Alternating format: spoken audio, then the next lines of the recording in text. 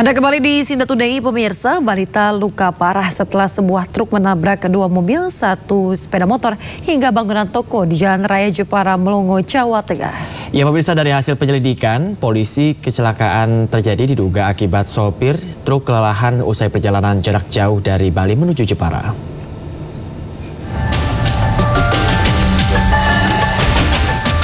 Truk menabrak dua unit mobil di depan sebuah toko di Jalan Raya Jepara, Melongo, Desa Mambak, Jepara, Jawa Tengah.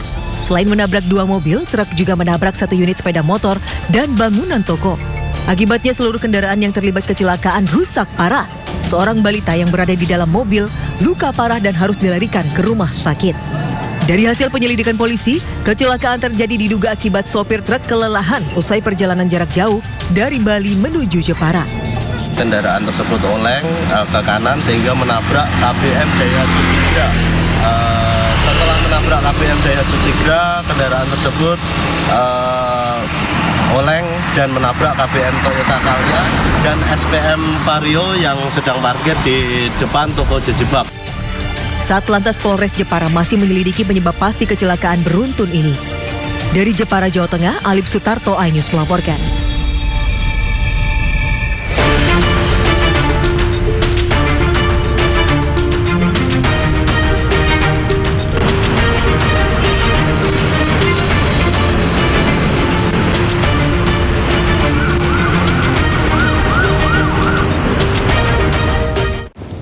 Dan pemirsa, saatnya kita simak pantauan arus lalu lintas dan kami telah terhubung dengan Brigadir Aniza dari ANTMC Polri yang kini berada di kawasan Santa, Jakarta Selatan. Ya, selamat pagi Brigadir Aniza. Bagaimana pantauan arus lalu lintas dari tempat Anda melapor saat ini? Ya, baik, terima kasih Bayu dan juga Yasmin. Saat ini saya melaporkan langsung kondisi arus lalu lintas di kawasan Tendean, Jakarta Selatan. Situasi arus lalu lintas pada saat ini sudah terlihat adanya peningkatan volume kendaraan dikarenakan memasuki jam berangkat perkantoran dan juga aktivitas masyarakat. Arus lalu lintas sendiri dari arah Tendean yang akan mengarah ke kawasan Blok M untuk pagi hari ini sudah mulai terlihat adanya peningkatan volume kendaraan dan juga peningkatan ini terjadi memasuki jam berangkat perkantoran dan juga aktivitas masyarakat. Pada pagi hari ini juga di kawasan ini sudah didominasi oleh kendaraan pribadi roda 4 maupun roda 2. Kami himbau bagi para pengendara untuk selalu tertib dan tetap berhati-hati serta memperhatikan arahan dan himbauan petugas kami yang ada di lapangan. Dan untuk arus lalu lintas dari arah Tendean yang akan berbelok kiri mengarah ke kawasan Antasari, terpantau juga sudah ada peningkatan volume kendaraan, namun arus lalu lintas masih terpantau lancar. Dan untuk arus lalu lintas dari kawasan SCBD yang akan mengarah ke Tendean ataupun yang akan mengarah ke Kuningan, terpantau sudah ada peningkatan volume kendaraan yang didominasi oleh kendaraan pribadi roda 4. Kami ingin menghimbau untuk tetap berhati-hati, menjaga jarak aman kendaraan Anda, serta memperhatikan arah himbauan petugas kami yang ada di lapangan. Dan juga di kawasan ini sudah mulai terlihat adanya kepadatan. Kami himbau untuk selalu tertib, memperhatikan rambu-rambu, dan juga kami himbau khususnya untuk kendaraan roda 2 untuk selalu menggunakan helm berstandar SNI guna keamanan dan juga keselamatan. Dan juga berdasarkan dari data RSMS Korlantas Polri, angka kecelakaan lalu lintas di seluruh Indonesia dalam kurun waktu 1 kali 24 jam terjadi sebanyak 217 kasus laka lantas dengan rincian 27 meninggal dunia, 45 luka berat dan juga 287 luka ringan. Dari data tersebut, 37% terjadi karena kecerobohan pengemudi.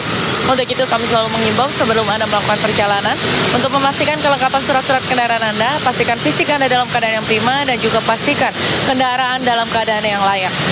Dan untuk mengupdate bagaimana kondisi arus lalu lintas terkini, kami siap melayani Anda di nomor 15669 atau juga dapat melalui SMS Center di nomor 9119. Itulah informasi pada pagi hari ini. Saya melapor langsung, silakan kembali ke studio bersama Bayu dan Yasmin. Baik, terima kasih Brigadir Aniza atas laporan Anda dari kawasan Tendean, Jakarta Selatan. Selamat bertugas kembali dan salam presisi.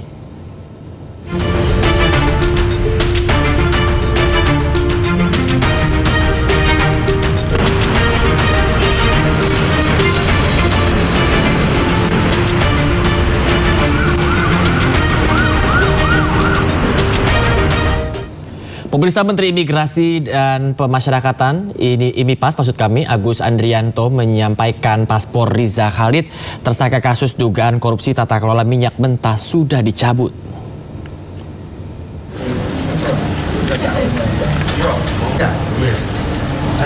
Riza Khalid diketahui kabur ke luar negeri sebelum ditetapkan menjadi tersangka dalam kasus korupsi yang merugikan negara hingga 285 triliun rupiah. Hasil penyelidikan awal dan pemantauan di keimigrasian, Riza ternyata sudah berada di Malaysia sejak Februari 2025 lalu atau saat dipanggil oleh penyidik Kejaksaan Agung. Riza Khalid kini tengah berada di Malaysia. IMI PAS masih berkomunikasi dengan imigrasi Malaysia supaya bisa memulangkan Riza Khalid. Riza Khalid sudah kita cabut paspornya. Yang kedua, pemerintah saja meninggalkan Indonesia dari bulan Februari dan saat ini termonitor yang bersangkutan berada di Indonesia. Kita lagi bangun kerjasama dengan teman-teman di sana.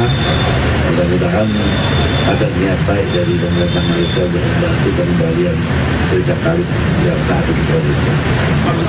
Pemirsa, Kejaksaan Agung mengatakan tersangka kasus korupsi minyak mentah Muhammad Riza Khalid mangkir untuk kedua kalinya dari panggilan sebagai tersangka. Ya, langkah selanjutnya pemirsa, penyidik Jampitsus akan menjadwalkan pemanggilan ketiga terhadap Riza Khalid. Untuk MRC, penyidik sudah melakukan pemanggilan kedua hari Senin kemarin tanggal 28 Juli. Sampai tadi malam tidak ada kabar berita yang bersangkutan. Penyidik akan menjadwalkan pemanggilan yang ketiga terhadap tersangka MRC. Hari ini juga atau masih itu? Dia tunggu aja nanti. Oke. Koordinasi Baik. sudah dilakukan dengan pihak Malaysia nggak sih? Soalnya perdana Kita sudah melakukan koordinasi dengan pihak-pihak terkait. Yang jelas untuk mendatangkan informasi penyidik juga sudah mendeteksi keberadaan semuanya. Kita beralih ke informasi lain, pemirsa. Pengacara Roy Suryo Ahmad Kozinuddin merespon pernyataan Presiden ke-7 RI Joko Widodo untuk menyebut orang-orang besar di balik kasus dugaan ijazah palsu.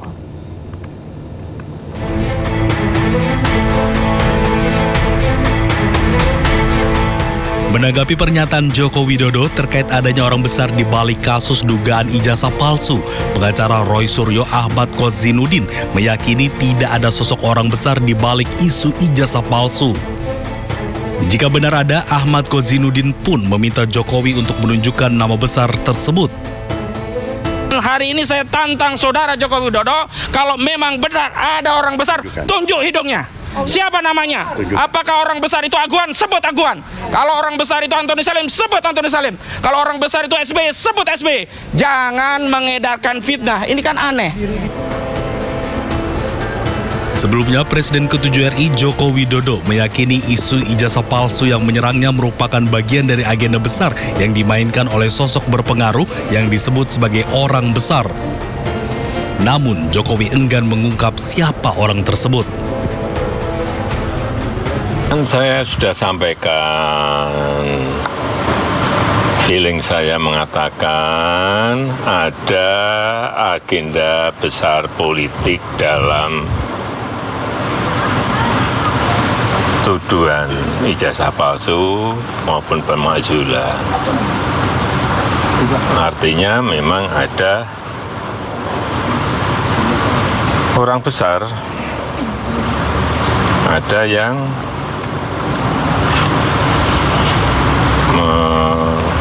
make up, ya, itu aja. Agar polemik perdebatan ijazah bisa selesai, Ahmad Kozinuddin meminta agar Jokowi tidak lagi mengulur waktu untuk menunjukkan ijazahnya ke hadapan publik. Tim Liputan iNews melaporkan.